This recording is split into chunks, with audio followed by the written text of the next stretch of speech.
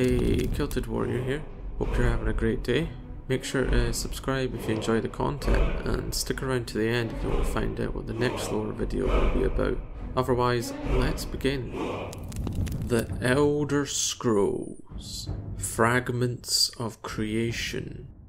They have foretold the future, the coming of heroes who define the ages. They foresee calamity, millennia in the making. They have a story to tell of the multitude of actions of gods and mortals alike. To understand Tamriel, Mundus, we need to journey through the ages and tell the story of the Elder Scrolls.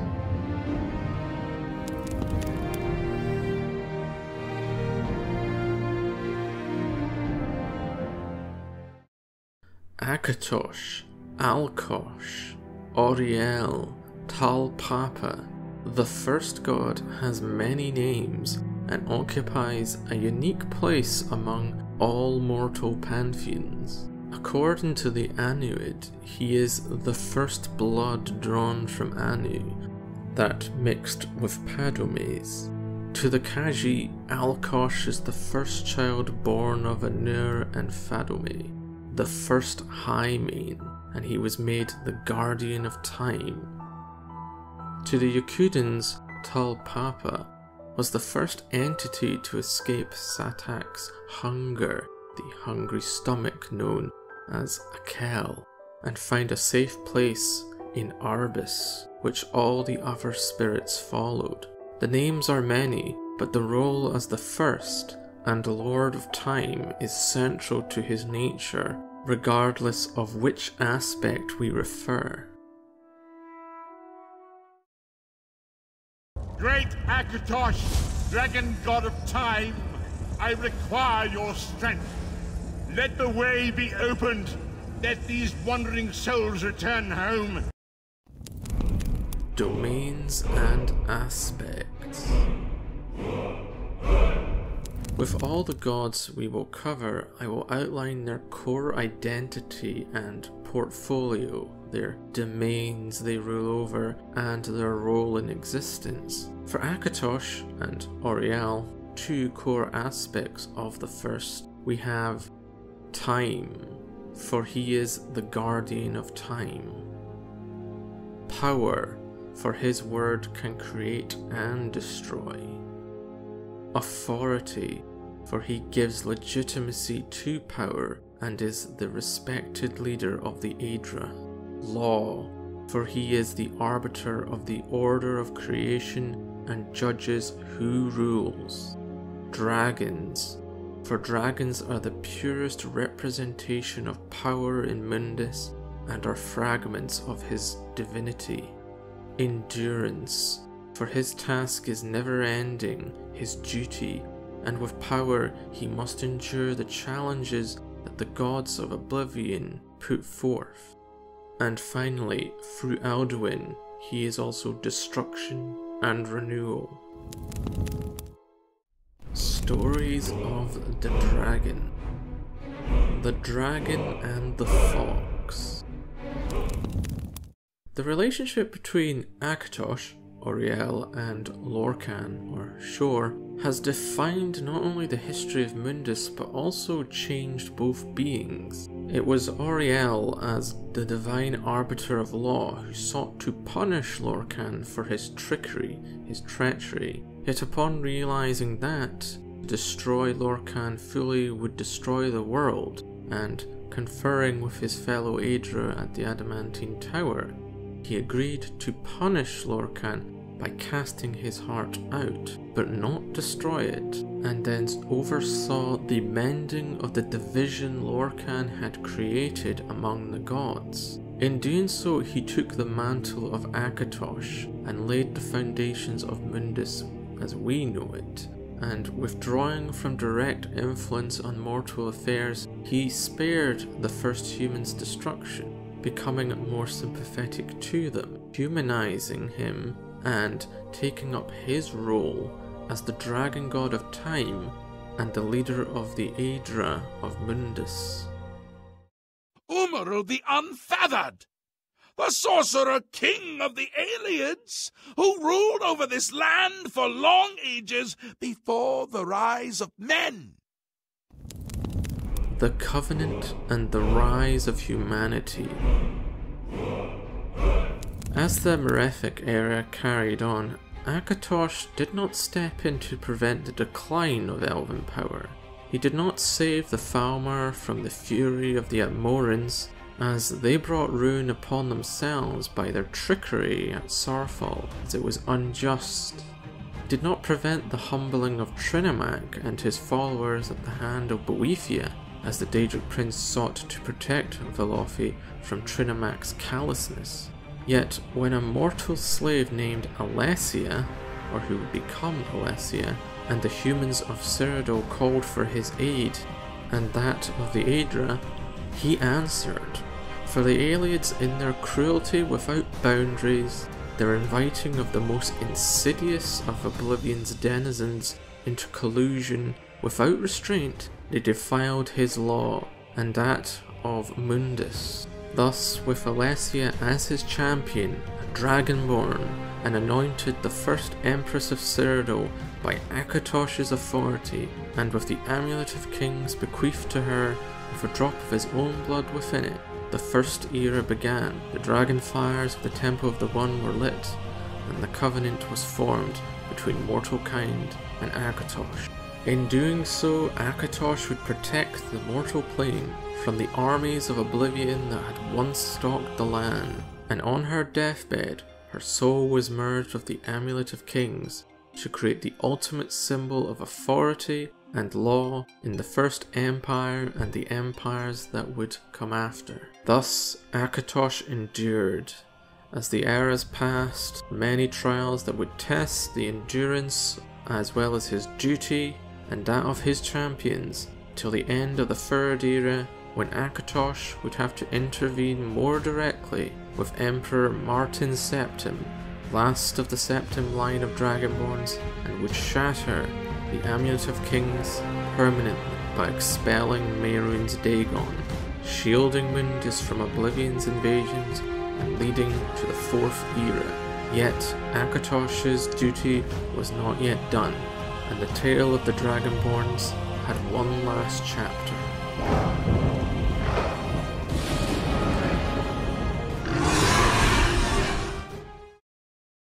Some would say that all things must end, so that the next can come to pass. Perhaps this world is simply the egg of the next Kalpa, Lin Vokin.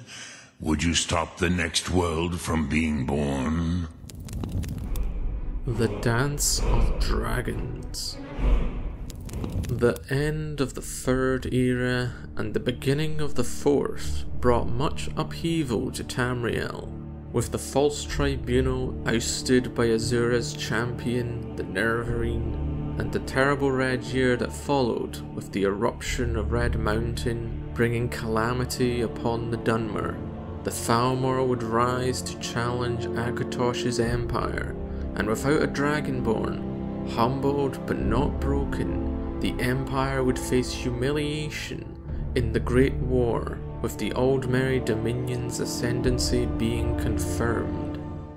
With civil war in Skyrim, with the sons and daughters spilling their own blood, the prophecy of Alduin's wall was confirmed, as Alduin, the dark aspect of Akatosh, returned to bring about the end of the world.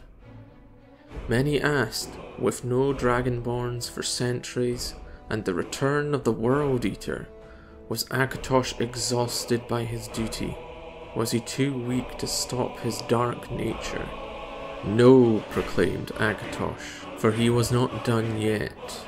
He anointed the last Dragonborn, and with Kyne's blessing and the essence of Shor, through the Greybeards, this Dragonborn was proclaimed Ysmir, the Dragon of the North, as a master of the Thu'um, second only to the gods. They would cast down the dragons that threatened mortal kind, and on the hallowed grounds of Sovngarde, Alduin would be defeated, for now, as even Akatosh could not deny that one day Alduin may be needed to return to fulfill his duty as the World Eater and to bring about a new world.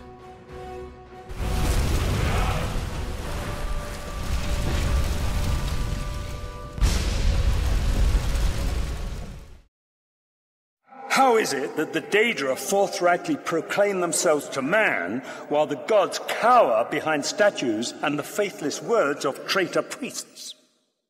It is simple. They are not gods at all. The Daedra are the true gods of this universe. The enemies of the dragon. I would have protected you. There are worse masters than I. Far worse. Molag Bal, the rule of two.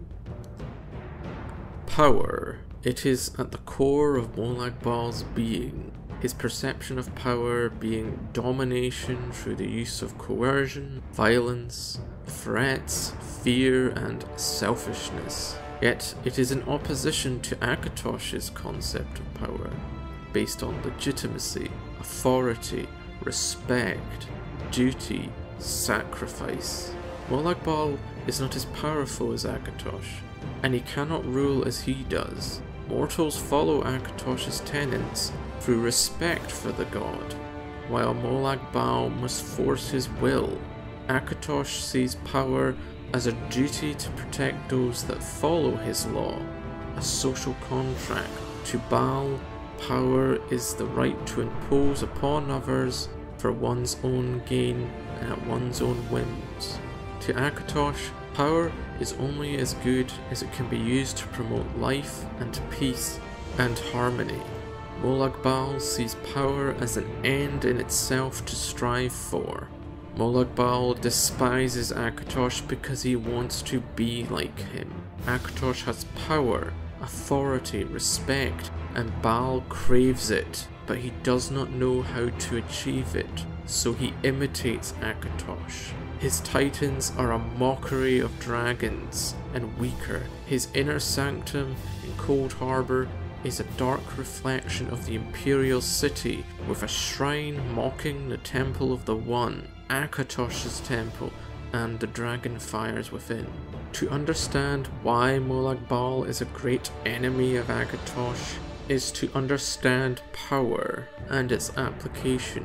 Where Akatosh embodies the virtues that give it a noble purpose, Molag Bal embodies the worst aspects of power and tyranny.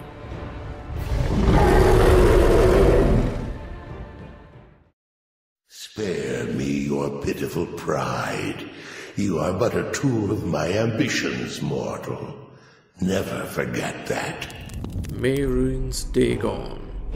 Laws are meant to be broken.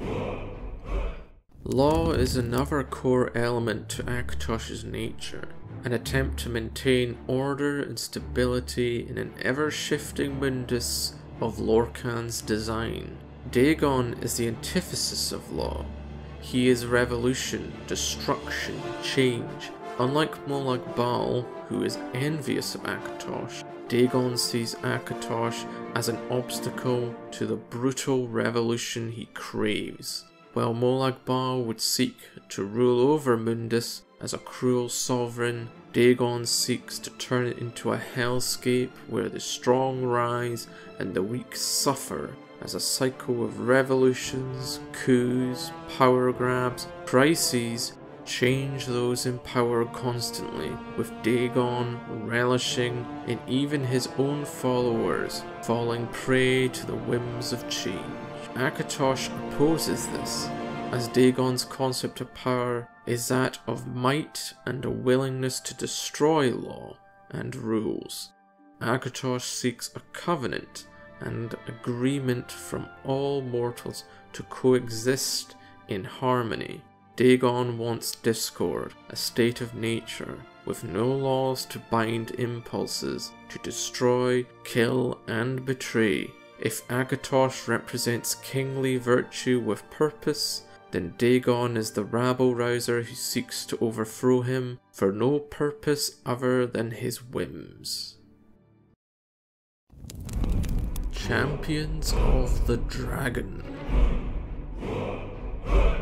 The dragon naturally has many champions throughout the ages, his agents that stem the tide of oblivion and all threats to Mundus, many dragonborn, some not, all dedicated to the defense of his law and the duty to protect all of mortal kind. Saint Alessia of Cyrodiil, Dragonborn, founder of the First Empire, its first empress, the first saint, and founder of the pantheon of the 8 divines. Saint Raymond I of Cyrodiil, Dragonborn, founder of the Second Empire, humbled the Akaviri Dragon Guard. Tiber Septim, Dragonborn, Shezareen, founder of the Third Empire and part of the god known as Talos. Martin Septim, Dragonborn, the last Septim Emperor, the avatar of Akatosh, Bane of Dagon, the champion of Cyrodiil, the hero of Kvatch, the divine crusader, and the prince of madness. The last Dragonborn, Ysmir, Dovahkiin, Alduin's Bane, Shezareen, the breath of Cain. Understanding the dragon and the road ahead. Akatosh is at the core of the Elder Scrolls universe and plays a crucial role in many of its events. Yet to fully understand him and his concept of power, we must also understand more about both the other Aedra, such as most notably Cain or Kinrith, but also his enemies such as Molag Bal, and even his relation to the Elder Scrolls themselves. Next time we'll be delving further into the mind of darkness and tyranny with Molag Bal, the Prince of Domination. I hope you will join me as we discuss the depths of his cruelty and ambition. Regardless, I hope you enjoyed this video. Make sure to subscribe if you did, and click the alarm bell if you want to get notified when I release my next lore video. Otherwise, have a nice day and thanks for watching.